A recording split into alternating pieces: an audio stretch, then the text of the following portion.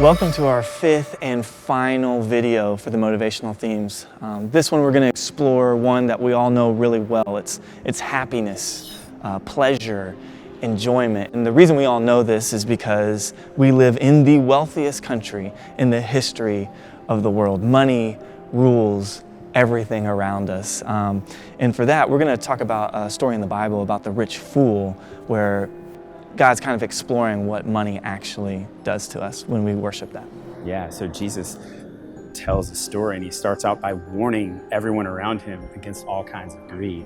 And he talks about a rich young fool who had an abundant harvest. You see, he already had barns. He had plenty for himself. But as he got more and more wealthy, he decided he was going to build bigger barns to store his grain, and he was going to take it easy.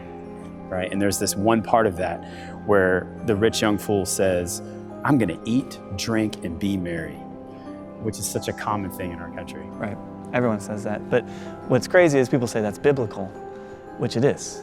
Yet the phrase right after that, God literally says, you fool, you're going to be stripped of all of this, and you won't even go through tonight. Right. So that lifestyle ends in a tragedy. But here's the deal. God wants us to be happy, and He created things to be enjoyable. But are we going after the substance, or are we going after the source of all pleasure and all happiness and contentment? Right. So how do we know if we're being controlled by happiness, by pursuing happiness, rather than just enjoying things the way God intended for us to enjoy? Well, there's probably some lies internally that we believe, like your life's boring and you're not happy, or you're too poor to experience anything good in this life, or you get on any social media And you're scrolling and you're just seeing life after amazing life. things. Yeah, that you're like, this is not my life, this is not my life, my life's terrible comparatively. Yeah, it's mundane. Right.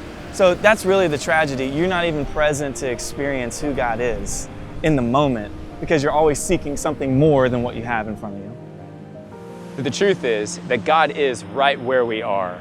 And that means that the creator of the universe and the creator of all of the things that we seek our happiness in is with us, and that He's the source of our happiness. Right. And Jesus warns against us putting our pleasure and our hope in things that He's created versus in Him. Right. He says, what would it profit a man if he should gain the whole world, meaning have everything in your barns and all this leisure? Your McMansions, your boats, all Right. that stuff, right? Right, and the perfect vacation Instagram life. But if you have all of that and then you lose your soul, you lose your relationship with Him, which is the source of everything. Right.